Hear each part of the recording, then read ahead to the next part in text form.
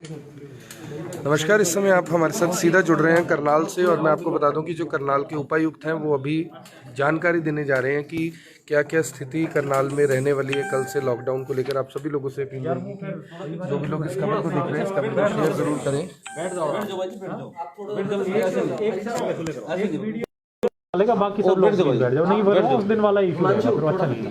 हिमांशु बैठो पीछे, शाबाश। मैं आपको एक सेकंड पहले सेटिंग कर लो, पहले ऐसे नहीं करेंगे। एक मिनट कमल, एक मिनट रुक जाओ। बैठो बैठो बैठो, थोड़ा सा पीछे पीछे हो जाओ। वहां से थोड़ा और पीछे दूर करना पड़ेगा भाई अपने को। नमन आप भी यार बैठो पीछे। हाँ रख के इसको रख के तो रख ही दो, इसमें आसानी से पकड़ पाए। ये लाइट तो वहां से देंगे। अच्छा नमन आप भी रख के पीछे बैठो। हाँ आप भी यार इसको रख ही दो ना, मोबाइल इसके सहारे रख दो यहाँ। हाँ और फिर आप आराम से पीछे बैठ जाओ। यार रुक, मेरे को दे दे ये फोन, ले जा मेरे वाला। ये रिकॉर्डिंग तो फिर हो ही रही है मोहित, आप रहने ही दो फिर इसको, या तो इन सब के पास रहेगी रिकॉर्डिंग। सब कर रहे हैं ना, शेयर भी कर देंगे या नहीं करेंगे? ठीक है, अगर हमें किसी को देनी होगी तो, या फिर वहीं से कर लो जूम करके ना। कुर्सी रख लो ना, कुर्सी लेके बैठ जाओ, अंदर कुर्सी रख ले। मोहित चेयर ले लो, बैठ जाओ। ये वाले ऐसे नहीं कर पाऊंगा, मेरे पीछे आ जा।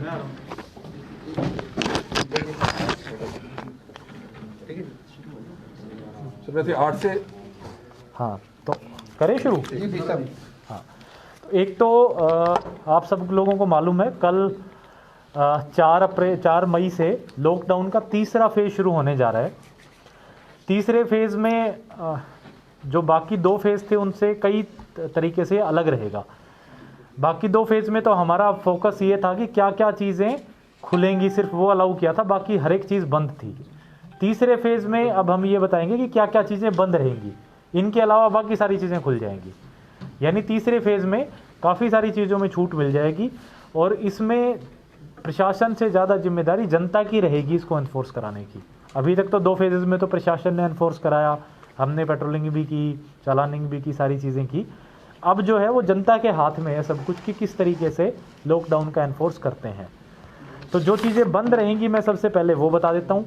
एक तो सबसे क्रिटिकल चीज़ ये है कि इंटर डिस्ट्रिक्ट मूवमेंट के लिए, यानी ज़िले के अंदर मूवमेंट के लिए कल से किसी भी तरीके पास की आवश्यकता नहीं है। ज़िले के अंदर कोई भी अगर मूवमेंट करता है सुबह 7 बजे से शाम को 7 बजे तक, तो उसको किसी भी तरह के पास की आवश्यकता नहीं है। ठीक है, ज़िले के बाहर की मूवमेंट के लिए पासेस की आवश्यकता होगी, जो कि सरल हरियाणा पोर्टल पे एज यूजुअल जो अभी तक इशू किए जा रहे थे वो इशू किए जाएंगे। जो चीज़ें बंद रहेंगी, स्कूल, कॉलेज और कोचिंग सेंटर पूर्णतया बंद रहेंगे लॉकडाउन फेज़ 3 यानी 17 मई तक। स्कूल, कॉलेजेस और कोचिंग सेंटर्स बंद रहेंगे। होटल, रेस्टोरेंट, ढाबे बंद रहेंगे। खाने की जो रेहड़ियां हैं वो बंद रहेंगी। मिठाइयों की दुकानें बंद रहेंगी। बेकरी शॉप्स हैं या केक बनाने वाली शॉप्स हैं वो भी बंद रहेंगी। सिनेमा हॉल बंद रहेंगे। मॉल, जिम बंद रहेंगे। स्पोर्ट्स कॉम्प्लेक्सेस हैं जो वो बंद रहेंगे। स्विमिंग पूल बंद रहेंगे। बार बंद रहेगी। एंटरटेनमेंट पार्क्स हैं जो वाटर पार्क्स वगैरह हैं वो सारे बंद रहेंगे। जितने भी रिलीजियस प्लेसेस हैं, मंदिर, मस्जिद, गुरुद्वारे बंद रहेंगे। जितने भी सोशल और रिलीजियस फंक्शंस हैं वो बंद रहेंगे। तो कोई जगराता, कोई पॉलिटिकल मीटिंग, कोई सोशल फंक्शन, इस तरह की चीज़ें बिल्कुल नहीं होंगी। शाम को 7 बजे से सुबह 7 बजे तक लोगों को मूवमेंट के लिए सिर्फ जो इसेंशियल सर्विसेज के लोग हैं सिर्फ उन्हीं को मूवमेंट की अलाउड होगी, अदरवाइज पूर्णतया कर्फ्यू रहेगा। शाम को 7 बजे से सुबह 7 बजे तक पूर्णतया कर्फ्यू 12 घंटे। और जो लोग 65 साल से ज़्यादा उम्र के हैं और 10 साल से कम उम्र के हैं उनको भी इसेंशियल चीज़ों के लिए ही अलाउ किया जाएगा, क्योंकि वो सबसे ज़्यादा रिस्क जोन में आते हैं। तो 65 साल से ऊपर उम्र वाले और 10 साल से कम उम्र वाले लोग भी बाहर नहीं निकलेंगे। सारे 4 व्हीलर्स जो अलाउड टाइमिंग्स हैं उस दौरान चल सकते हैं। 4 व्हीलर में एक ड्राइवर के साथ सिर्फ 2 लोगों को बिठाने की आज़ादी होगी। अगर कोई ड्राइवर और 2 लोग यानी टोटल 3 लोगों से ज़्यादा आदमी कोई बैठा पाया गया तो तुरंत जो है उस पर फाइन भी किया जाएगा और उनमें से कहा जाएगा रोक के कि कोई वो एक आदमी को उतार दें तुरंत। तो जहाँ पे भी हमें एक गाड़ी में 3 से ज़्यादा लोग बैठे मिले तो वहाँ पे हम तुरंत उनको रोक करके चालान करेंगे और फिर कहेंगे कि इमीडिएटली एक आदमी को उतारो यहाँ पे। इसी प्रकार से सारे टैक्सी, ऑटो, ई रिक्शा चलेंगे कल, और उसमें भी ई रिक्शों में भी ड्राइवर के अलावा सिर्फ 2 लोग अलाउड होंगे। सिमिलरली टैक्सी, ऑटो में भी ड्राइवर के अलावा 2 लोग अलाउड होंगे। अगर किसी ने तीसरा बिठा रखा है तो इनको इमीडिएटली इम्पाउंड किया जाएगा। तो कोई भी ई रिक्शा अगर 2 सवारियों से ज़्यादा लेकर के पाया गया तो तुरंत इम्पाउंड किया जाएगा। शहर में जितनी भी दुकानें हैं, चाहे वो कपड़ा मार्केट हो, किराना शॉप्स हो, कोई भी दुकानें हैं, सारी की सारी खुली रहेंगी 8 बजे से 2 बजे तक। 2 बजे के बाद सारी की सारी दुकानें बंद कर दी जाएंगी। सिर्फ जो मेडिसिन्स की होलसेल की दुकानें हैं उनको 2 घंटे की रिलैक्सेशन है, क्योंकि जो केमिस्ट शॉप्स हैं वो 2 बजे बंद होने के बाद वो केमिस्ट जो हैं होलसेल की दुकानों से दवाइयाँ खरीदने जाते हैं, तो इसलिए 4 बजे तक जो है उनको सिर्फ केमिस्ट, जो मेडिसिन्स की होलसेल की दुकानें हैं उनको 4 बजे तक रहने की छूट है। बाकी सारी दुकानें इंक्लूडिंग केमिस्ट शॉप्स 8 से 2 तक खुलेंगी। 2 बजे बाद केमिस्ट शॉप्स हैं या किराना शॉप्स हैं सिर्फ होम डिलीवरी देंगे, और वो भी 7 बजे तक। 7 बजे के बाद पूर्णतः कर्फ्यू। और जो ई रिक्शा वगैरह हैं ये भी सिर्फ 2 बजे तक चलेंगे। 2 बजे बाद अगर कोई ई रिक्शा या कोई टैक्सी या कोई ऑटो अगर सड़क पे मिल गया तो तुरंत इम्पाउंड किया जाएगा। बार्बर शॉप्स और सलून हैं ये बिल्कुल ओपन रहेंगे। इनका टाइमिंग भी 8 बजे से 2 बजे तक रखा गया है। संबंधित एसडीएम्स को डायरेक्शन दी गई है कि इनकी एसोसिएशंस के साथ ये मीटिंग करेंगे, बैठक करेंगे, और हर एक बार्बर शॉप को ये डायरेक्शन दी जाएगी और हर एक सलून को ये डायरेक्शन दी जाएगी कि जितने भी लोग वहाँ पे आते हैं उनको एक रजिस्टर मेंटेन करेंगे, उनके नाम और मोबाइल नंबर लिखेंगे। उसकी वजह यह है कि कल को अगर कोई इन्फेक्टेड पर्सन आता है तो हमारे पास कॉन्टैक्ट रहे कि इस बार्बर शॉप पे कितने लोग जो है सर्विसेज लेने के लिए आए थे, ताकि उनको ट्रेस किया जा सके। तो हर एक बार्बर शॉप या सलून में रजिस्टर मेंटेन रखा जाएगा, जिसमें जितने भी लोग आए हैं उनका नाम और मोबाइल नंबर रखा जाएगा। स्पा है वो बंद रहेंगे कम्प्लीटली। इंडस्ट्रीज जो हैं, चाहे रूरल एरिया में हो चाहे अर्बन एरिया में हो, अर्बन एरिया में चाहे वो इंडस्ट्रियल एस्टेट के अंदर हो या बाहर हो, नगर निगम के एरिया हो, सारी की सारी खुली रहेंगी। इनको सरल हरियाणा पोर्टल पे अप्लाई करना होगा और उनको ऑटोमेटिकली पास इशू हो जाएगा। प्रशासन से किसी भी तरह की पास इशू करवाने की आवश्यकता नहीं है। जो मेड्स हैं घरों में, जो बाई काम करती हैं, वो अलाउड हैं, बशर्ते वो जो जिस भी घर में जाएंगे वो उनको सैनिटाइजर्स और मास्क वगैरह अवेलेबल कराएंगे। लोगों से रिक्वेस्ट रहेगी कि मेड्स को जितना कम इस्तेमाल करें उतना बेहतर है, क्योंकि वो एक संक्रमण का जरिया बन सकती हैं, बट वो अगर कोई यूज़ करना चाहे तो अलाउड है, सारी कंडीशंस कोई देगा तो। सब्जियां और फलों के लिए लगभग हमने 600 वेंडर्स आइडेंटिफाई किए हुए हैं। सिर्फ वही वेंडर सब्जियां और फल बेचेंगे। उसके अलावा शहर के अंदर कोई भी रेहड़ी लगा करके या फड़ी लगा करके सब्जियां और फल नहीं बेचेगा। तो सब्जी और फलों के मामले में जो व्यवस्था अभी तक चल रही थी सिर्फ वही चलेगी, उसके अलावा किसी को परमिट नहीं दिया गया है। हम समझते हैं कि काफ़ी सारे रेहड़ी वाले इस मामले में बेरोजगार हो जाएंगे, क्योंकि पहले शायद 2-2,5-3 हज़ार रेहड़ी वाले थे, अब सिर्फ 600 लोगों को दिया गया है। लेकिन सुरक्षा की दृष्टि से बड़ा महत्वपूर्ण था कि इसको रिस्ट्रिक्ट किया जाए, क्योंकि काफ़ी ज़िलों में सब्जी मंडियों के जरिए ये फैला है। तो जो बचे हुए ये 1,500-2 हज़ार रेहड़ी वाले हैं, हम इनका डेटा नगर निगम के पास है, वहाँ से निकल के इनको जो भी मदद हो पाएगी राशन के रूप में, वो प्रशासन इनकी मदद करेगा। जो स्टेशनरी शॉप्स हैं वो खुली रहेंगी 8 से 2 बजे के बीच में। पान, गुटखा और तंबाकू की दुकानें भी खुलेंगी और इसी प्रकार से ठेके भी खुलेंगे। पान, गुटखा, तंबाकू की दुकानें तो 8 बजे से 2 बजे तक खुलेंगी। ठेकों का टाइमिंग सरकार ने अभी नोटिफाई करना है, जिस भी समय तक सरकार नोटिफाई करेगी उस दौरान वो खुलेंगे। जो दुकानें खुलेंगी, चाहे किराने की हों, कपड़े की हों, कोई भी दुकानें हों, उनको स्ट्रिक्टली इसी शर्त के साथ खोलने की अनुमति दी जाएगी कि जो उनका शटर है उसके बाहर वो सामान नहीं रखेंगे। अगर कोई भी दुकानदार शटर के बाहर सामान रखता है या अपना जो उनका डेस्क या टेबल होती है उसको बाहर निकालता है या अपनी उसके बाहर कोई रेहड़ी लगाता है या कुछ फड़ी लगाता है, तो तुरंत सारा सामान इम्पाउंड होगा और दुकान को सील कर दिया जाएगा और उस पर कानूनी कार्रवाई की जाएगी। हमने इसके लिए जो व्यापार मंडल है हमारा करनाल का, उनसे भी सहमति ले ली है और उन्होंने भी इस पर बिल्कुल सहमति जताई है कि अगर कोई भी अपनी शटर के बाहर सामान निकालता है तो उस पर तुरंत कार्रवाई कर दी जाए। 2-3 शर्तें इस पर बड़ी महत्वपूर्ण है।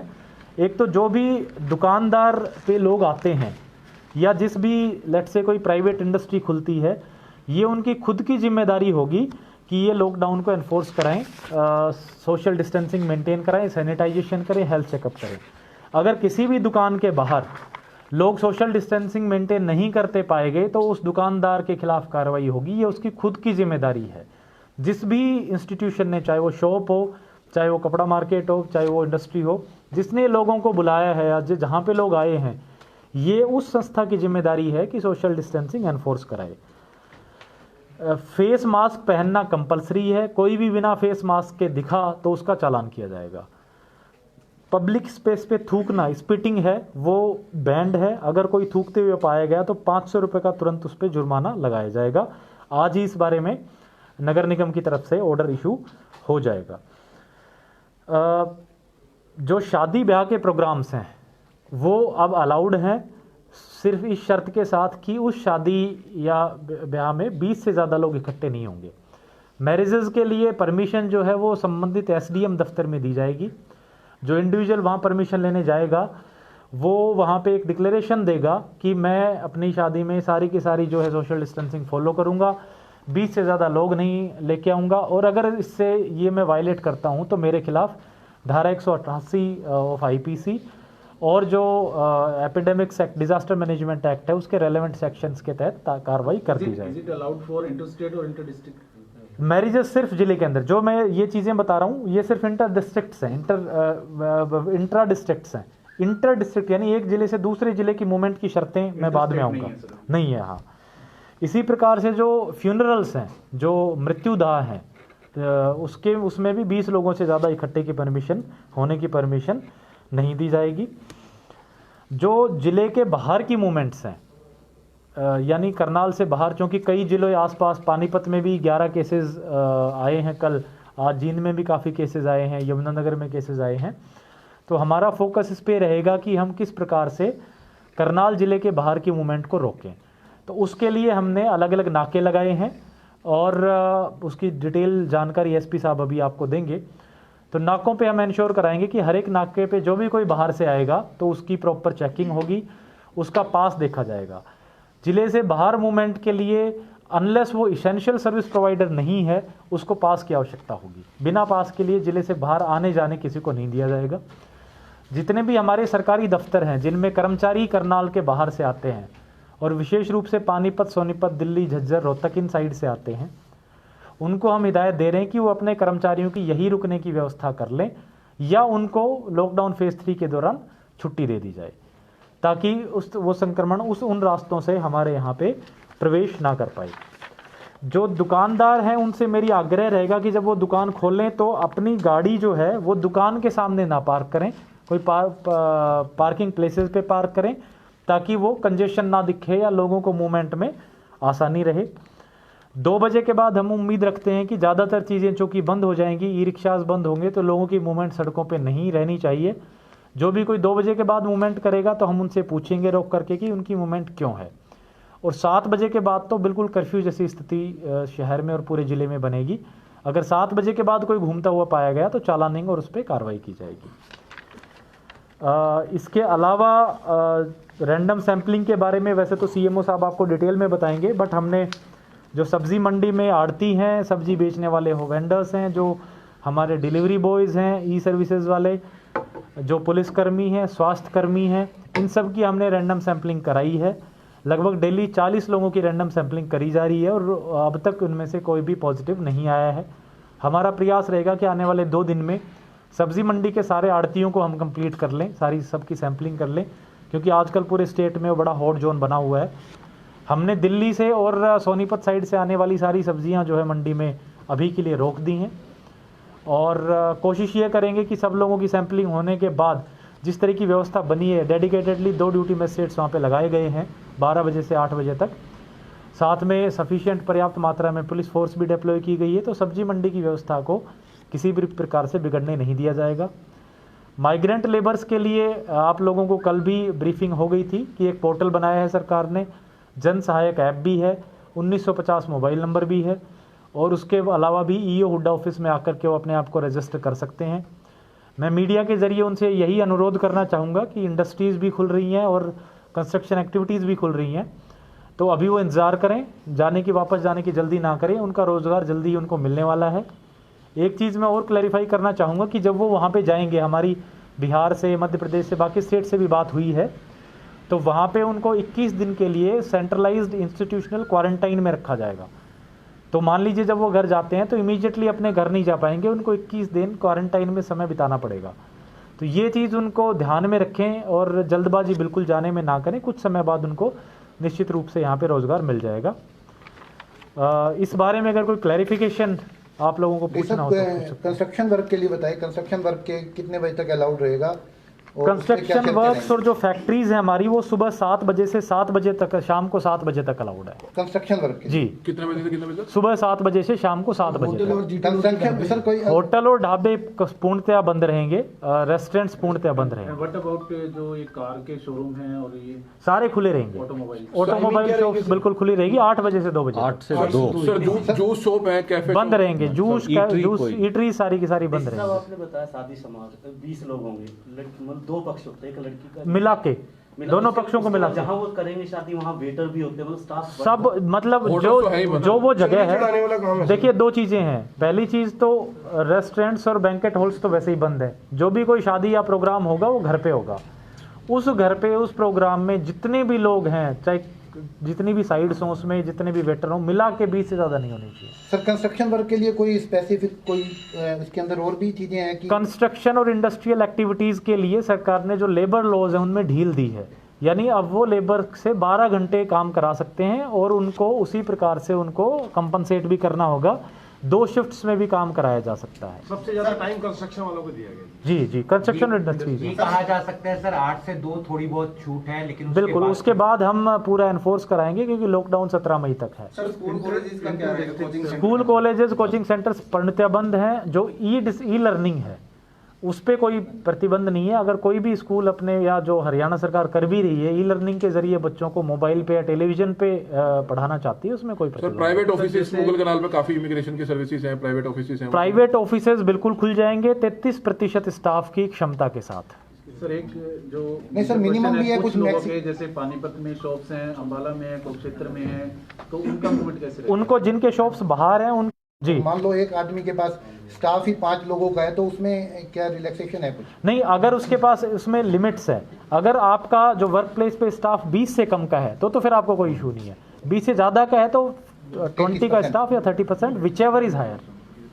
20 से ज्यादा पे मतलब कंडीशन। सर बड़े शोरूम्स जो हैं करनाल में, कई कपड़ों के बड़े बड़े शोरूम है, मल्टी ब्रांड शोरूम है, उन पर कुछ रहेगा कि उन पर कोई रिस्ट्रिक्शंस सच नहीं है, लेकिन सोशल डिस्टेंसिंग को मेंटेन करेंगे, मास्क और सैनिटाइजर्स का उन पे 20 से ज्यादा स्टाफ होता है? कर सकते हैं, बिल्कुल वो बड़े शोरूम खुलेंगे? बिल्कुल खुलेंगे। कपड़े की हो या किसी भी चीज की? किसी भी चीज़ की, सराफा बाजार, कपड़ा बाजार, टिम्बर मार्केट, सारी चीज़ें टाइमिंग वही रहेंगे सर 8 से 2। तो सर जो भी सर ऐसे में तो वो फिर जो उनके एम्प्लॉयज हैं उनकी सैलरी भी उसी हिसाब से पे करेंगे, तो इसके लिए गवर्नमेंट नहीं, जो उनका वेजेस है, जैसे चाहे वो बंद रहे लॉकडाउन के दौरान या रिस्ट्रिक्टेड टाइमिंग्स में खुले, उनके वेजेस हमने पहले भी आदेश भी किए थे और एनफोर्स भी कराया है कि उनकी वेजेस कोई नहीं काटेगा।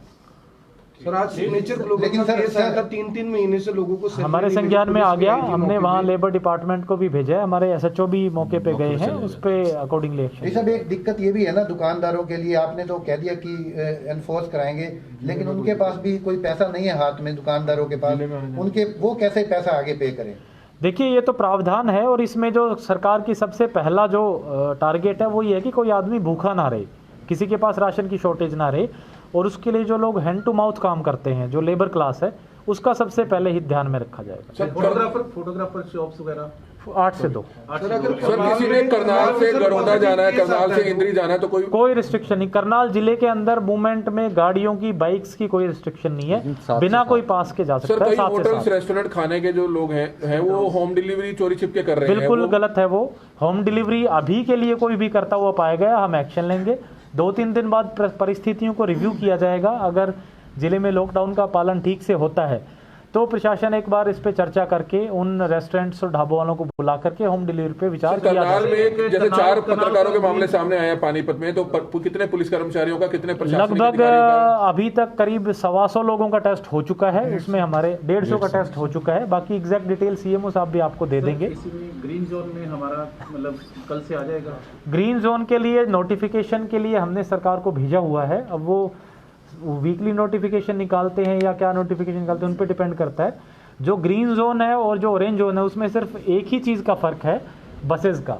अगर हम ग्रीन जोन में आते हैं तो हमारे जिले के अंदर की बसें और इंटर डिस्ट्रिक्ट बसेस भी चलने लग जाएंगी। अभी नहीं बाकी चलेंगी? सारी की सारी अभी नहीं चलेंगी? रोडवेज बसें पूर्णतः बंद रहेंगी। अगर जिन लोगों के पास से पास है सर, जो पहले है मतलब मूवमेंट पास है इमरजेंसी एसेंशियल सर्विसेज का, वो अगर इसेंशियल सर्विसेज वाला मूवमेंट पास है तो वो वैलिड रहेगा बिल्कुल।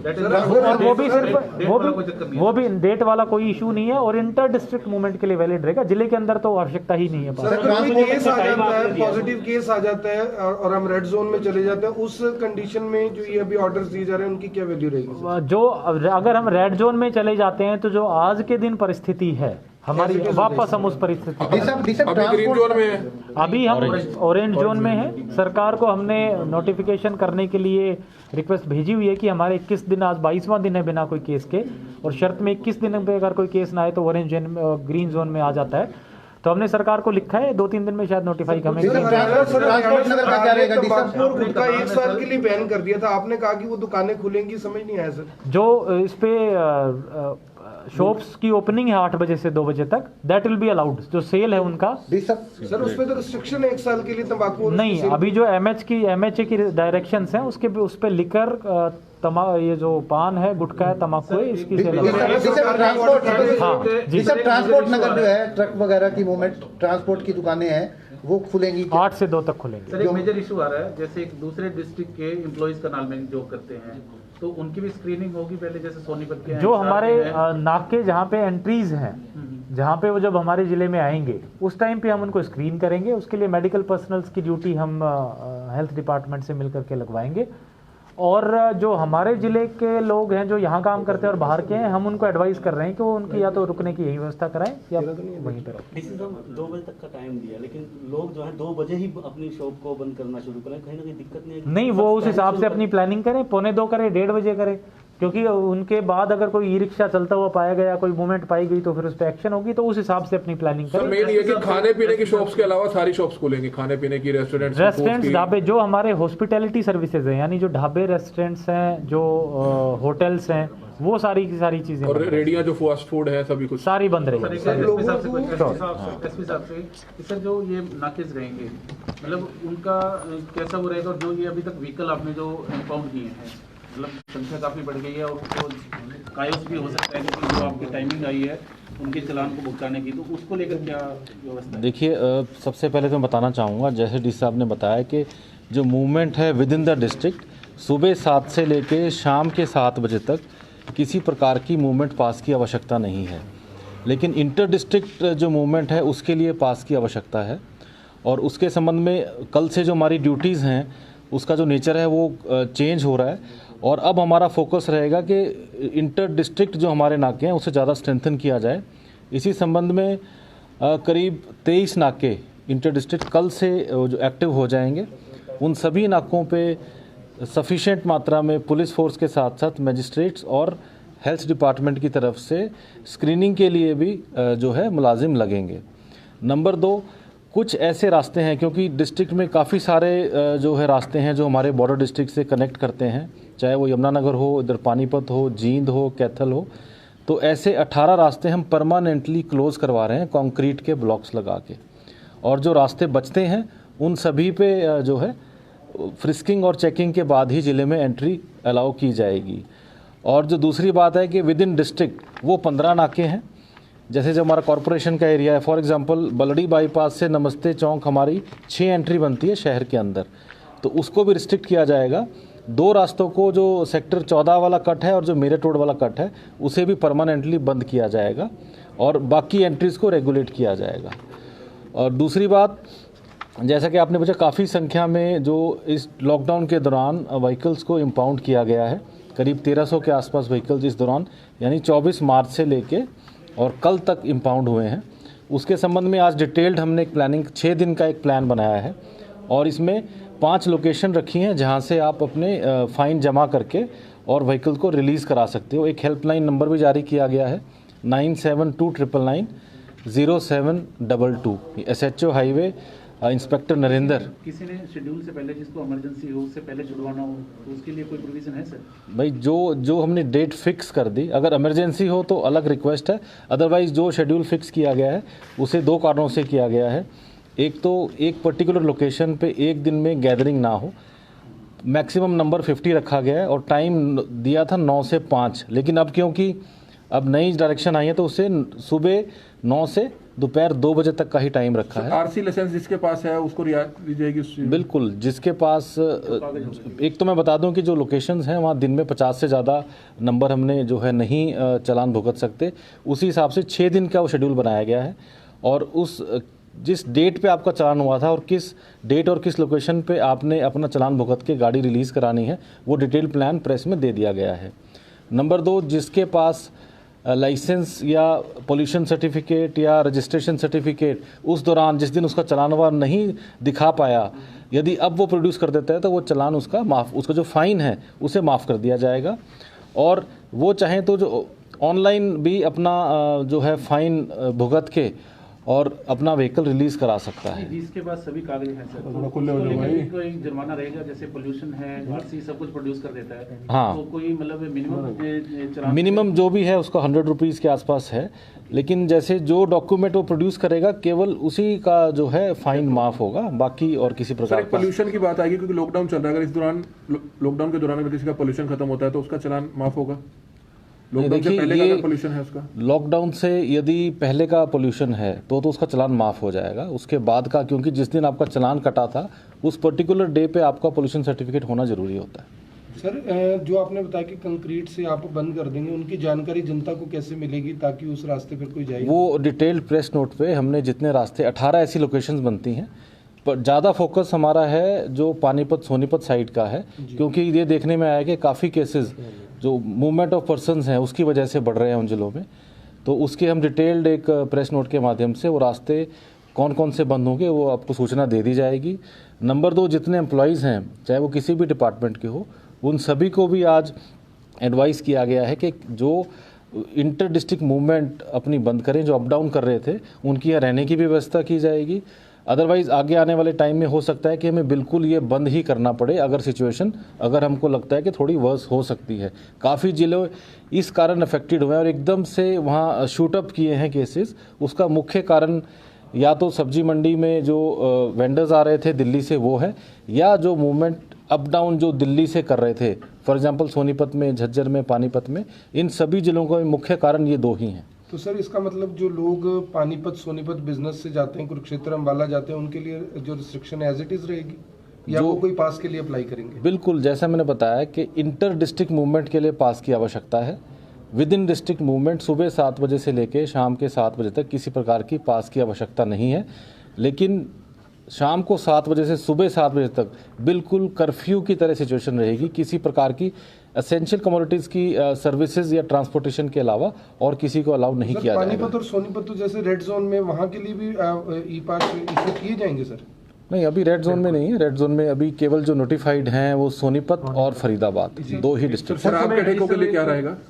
देखिए, शराब के ठेके के बारे में अभी गवर्नमेंट की इंस्ट्रक्शंस आ जाएंगी कि क्या उनका टाइम है, क्योंकि टेंडर्स अभी दोबारा से खोलेंगे। वो जो लैप्स, पिछला एग्रीमेंट तो लैप्स हो गया 31 मार्च को, तो लेकिन ये क्लियर है कि जो लिकर वेंड्स हैं वो खुलेंगी, लेकिन वो किस प्रकार से, उसके किस तय सीमा या किस समय सीमा तक खुलेंगी वो टाइमिंग अभी क्लियर हो जाएंगे गवर्नमेंट की तरफ से।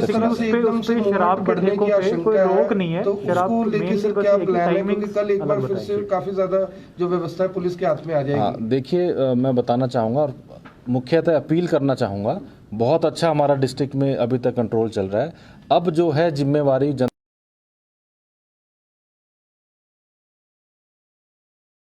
अब उसको छोड़ के सब कुछ ही खुल जाएगा और 8 से 2 बजे तक सब कुछ खुलेगा। तो इसमें 2-3 बातों का ध्यान रखने की बहुत ज़्यादा आवश्यकता है।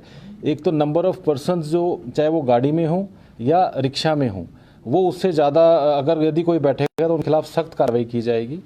मास्क का प्रयोग अवश्य करना है, जो मास्क नहीं प्रयोग करेगा उसके खिलाफ भी सख्त कार्रवाई की जाएगी, और जो सोशल डिस्टेंस नहीं मेंटेन करेगा उनके खिलाफ भी सख्त कार्रवाई की जाएगी। जो एस्टेब्लिशमेंट के मालिक हैं, चाहे वो फैक्ट्री हो या चाहे वो दुकान हो, उसकी भी जिम्मेवारी है और उससे ज़्यादा जिम्मेवारी जनता की है।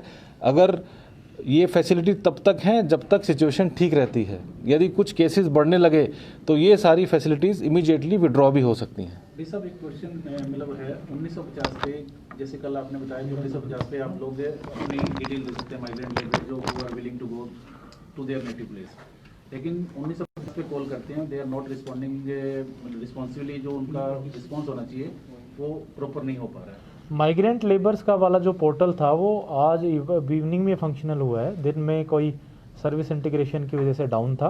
तो जितने भी हमारे ऑपरेटर्स वहाँ पे बैठते हैं उनकी ट्रेनिंग भी करा दी है, उनको सेंसिटाइज कर दिया कि क्या क्या डेटा लेना है, और काफ़ी सारी एप्लीकेशंस आई भी हैं। तब से इनको भेजने की सिस्टम इनके लिए पूरे स्टेट में 5 रेलवे स्टेशन आइडेंटिफाई हुए हैं। करनाल के लिए जो near by railway station Ambala पड़ेगा, तो जब भी सरकार ट्रेन्स की व्यवस्था कराएगी तो इन सारे लेबरर्स को हम अम्बाला भेज करके और वहाँ से ट्रेन में भेजेंगे। इनके लिए स्पेशल ट्रेन चलाई जाएंगी, लगभग 1200 की कैपेसिटी की एक ट्रेन चलेगी, और उसमें जितने ये डेटा कलेक्ट करने का पॉइंट ये है कि जितने भी स्टेट में माइग्रेंट लेबर्स हैं वो डेटा कंपाइल हो जाएगा, तो हमें पता चल जाएगा कि कितने लोग कौन सी जगह पे जाना चाहते हैं। सर विदेश में जो लोग फंसे हुए हैं उनके लिए क्या कुछ उनके लिए भी सरकार ने व्यवस्था कर ली है। हरियाणा सरकार का तो टोटल कंपाइल डेटा लगभग 3600 के करीब है। करनाल में उसमें लगभग 250 के करीब एप्लीकेशंस आई थी। उनको सरकार लाने की व्यवस्था कर रही है। जैसे एक बार उनको लाया जाएगा तो हम उनको 14 डेज़ के इंस्टीट्यूशनल क्वारंटाइन में रखेंगे और उसके बाद उनको घर जाने देंगे। सर इस समय क्या हालत है सर करनाल में? जानकारी गृह मंत्रालय की तरफ से भी आई थी, जो दूसरे राज्यों में फंसे हुए हैं वो आ सकते हैं लेकिन प्रशासन की अनुमति के साथ, तो उनकी क्या व्यवस्था रहेगी? वो लोग भी इस पोर्टल पे अप्लाई करें और इनका जो डेटा एक बार कंपाइल होगा तो उसके बाद स्टेट गवर्नमेंट उनको लाने की अकॉर्डिंगली व्यवस्था करे। सर कुछ लोग गुरुग्राम में फंसे हुए हैं सर, उनके लाने की क्या व्यवस्था हो पाई? गुरुग्राम और इसके अलावा जो भी हाई रिस्क जोन से लोग आते हैं, एक तो जो उनकी मूवमेंट है वो सिर्फ इमरजेंसी के केसेस में हो, उस केसेस में वो पासेज अप्लाई कर सकते हैं सरल हरियाणा पोर्टल पे, और जैसे एक बार वो यहाँ पे आएंगे तो हम उनको क्वारंटाइन करेंगे। सर्वोदय स्कूल के 23 बच्चे जो फंसे हुए थे उनका क्या हुआ केरल से? वो जो केरला के लोग हैं, टोटल 29 का स्टाफ है, और उनमें वहाँ से हमारे जो नवोदया का एक्सचेंज प्रोग्राम चला हुआ था उसमें हमारे 23 बच्चे भी वहाँ गए हुए हैं, वो भी वापस आएंगे। तो अभी उनके बारे में प्लानिंग की जा रही है। अगर ट्रेन चलती है तो हम ट्रेन से करेंगे, अदरवाइज 2-3 दिन बाद स्थिति क्लियर होने पे बसेस के जरिए हम उनको भेजेंगे। हाँ, सीएमओ साहब एक बार हेल्थ रिलेटेड आपको पूरी की पूरी ब्रीफिंग दे देंगे। मतलब एक तो हमें सर जो कल सैंपलिंग ली गई है ये फैमिली से सेक्रेटरी साहब ने जो पत्रकार साहब के फैमिली के सैंपल लिए उनका क्या स्टेटस? सबसे पहले मैं आप सबका प्लीज थोड़ी सी आप सबके माध्यम से जनता तक जो भी मैसेज देना चाहता हूँ, बड़ी खुशखबरी ही है कि हमारे वो 5 मेंबर्स जो कल आपके पत्रकार साथी के फैमिली मेंबर्स हैं, इमीडिएट फैमिली मेंबर्स हैं, वो पाँचों के पाँचों नेगेटिव आ चुके हैं, और उनके नेबर में या उनके सामने वाली लेन से भी 16 बंदों के और हमने सैंपल लिए हुए हैं, वो सैंपलिंग में लगे हुए हैं। उनकी रिपोर्ट कल सुबह तक आपको कम्युनिकेट कर दी जाएगी। अभी तक हमने जो 1520 सैंपल शाम को 5 बजे तक लिए जा चुके हैं, उनमें से 55 की रिपोर्ट आनी बाकी है। बाकी सारी रिपोर्टें हमारी नेगेटिव हैं, और मैं जैसा टाइम एंड अगेन बार बार आपको आपके माध्यम से पब्लिक को भी अवगत कराना चाहता हूँ, कराता रहा हूँ और आज भी कराना चाहता हूँ कि हमारे यहाँ पे अभी तक जितना भी प्रशासन की तरफ से, हरियाणा सरकार की तरफ से जितना भी लॉकडाउन की पालना होते हुए सोशल डिस्टेंसिंग या लॉकडाउन के अंदर सारे नियमों को पब्लिक ने भी सहयोग किया, उसी का ही रिजल्ट है कि करनाल, कुरुक्षेत्र इन 2-3 डिस्ट्रिक्टों में बहुत कम लॉर्ड या बीमारी का प्रकोप रहा है। जहाँ तक बात पानीपत की है, पानीपत में कल जो केसेस बढ़े हैं वो प्योरली दिल्ली का आवागमन था।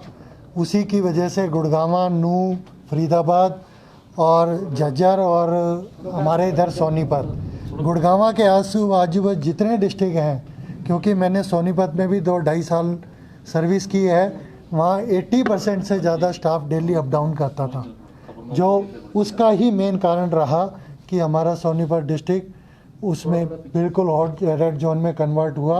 ये 5-6 डिस्ट्रिक्ट, उसका इफ़ेक्ट पानीपत तक है, क्योंकि पानीपत तक से भी लोग इधर चंडीगढ़ और उधर दिल्ली तक डेली अप डाउन काफ़ी करते थे। वो काफ़ी कुछ कंट्रोल हो चुका है, बाकी अब कल के लॉकडाउन से और ज़्यादा कंट्रोल, स्ट्रिक्ट इंस्ट्रक्शंस जैसा अभी आपको उपायुक्त महोदय द्वारा भी और एसपी साहब द्वारा बताया गया है, ये हो जाएगा। हम उम्मीद करते हैं कि शायद वो कंट्रोल अब हम इस थर्ड लॉकडाउन के पीरियड में करनाल को सेफ रख सीएमओ सकें। साहब, आप एक डॉक्टर भी हैं, लोगों से अपील करेंगे कि खतरा अभी नहीं टला है। अभी हालांकि प्रशासन ने दुकानें जरूर खोल दी हैं, लेकिन आप कोशिश कीजिए कि अगर जितना एहतियात बरत सकते हैं, लोगों से क्या मैसेज? मैं पब्लिक से, जनमानस से यही अपील करता हूँ, आपके माध्यम से करता भी रहा हूँ, कि कभी भी हम ये ना सोचें कि भाई जो लोग सड़कों पे घूम रहे हैं वो एसेंशियल सर्विसेज देने के लिए घूम रहे हैं, काम कर रहे हैं, डे नाइट काम कर रहे हैं, अपनी सेवाएं दे रहे हैं, अपने बूते से बाहर भी जाके काम करना पड़ता है, कर रहे हैं। तो मैं पब्लिक से यही कहना चाहूँगा, हमारी अपनी इम्यूनिटी को देखते हुए यदि हम ये एहतियात और 2 वीक्स के लिए, 2 सप्ताह के लिए बरत लें, तो शायद हम अपने करनाल की जनता को इस महामारी से बचा सकेंगे। क्योंकि मैं टाइम एंड अगेन बार बार यही कहता रहा हूँ, अभी तक हमारे को कम्युनिटी इन्फेक्शन का कोई भी सोर्स नहीं है। किसी भी महामारी के लिए 2 चीज़ें बहुत ज़रूरी होती हैं, वो सोर्स ऑफ इन्फेक्शन अभी नहीं है। जैसे आपने बार बार पहले भी कई बार क्वेश्चन पूछा गया, एसिम्टोमेटिक पेशेंट, एसिम्टोमेटिक यदि कोई पॉजिटिव आ रहा है तो वो डिपेंड करता है कि उसका वायरल लोड, कई बार जैसे रिपोर्ट पहले नेगेटिव आ जाती है, बाद में कन्वर्ट हो जाती है, तो वो वायरल लोड का रीजन भी रहता है।